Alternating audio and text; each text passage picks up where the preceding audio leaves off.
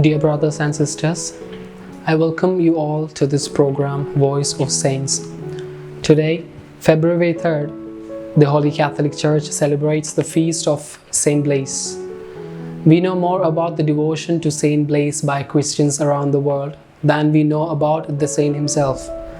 His feast is observed as a holy day in some Eastern churches.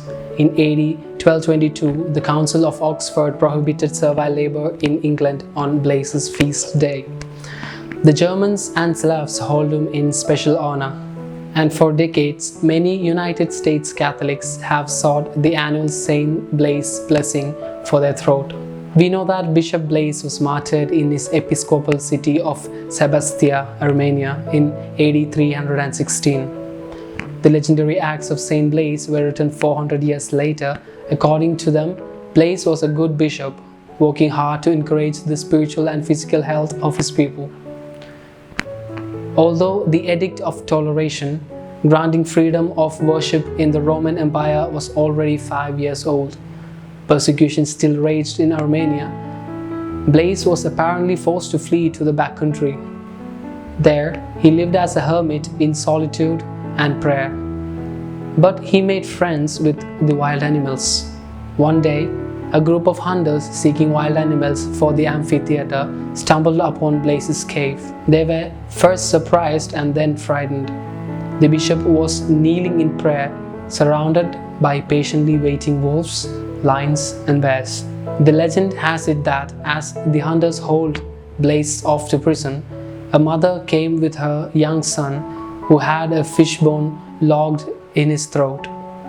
At Blaise's command, the child was able to cough up the bone. Agricolas, governor of Cappadocia, tried to persuade Blaise to sacrifice to pagan idols. The first time Blaise refused, he was beaten. The next time, he was suspended from a tree and his flesh torn with iron combs or rakes. Finally, he was beheaded. For centuries give ample opportunity for fiction to creep in with fact. Who can be sure how accurate Blaise's biographer was? But biographical details are not essential. Blaise is seen as one more example of the power those have who give themselves entirely to Jesus. As Jesus told his apostles at the Last Supper, "If you remain in me and my words remain in you, ask for whatever you want and it will be done for you." With faith, we can follow the lead of the Church in asking for Blaise's protection.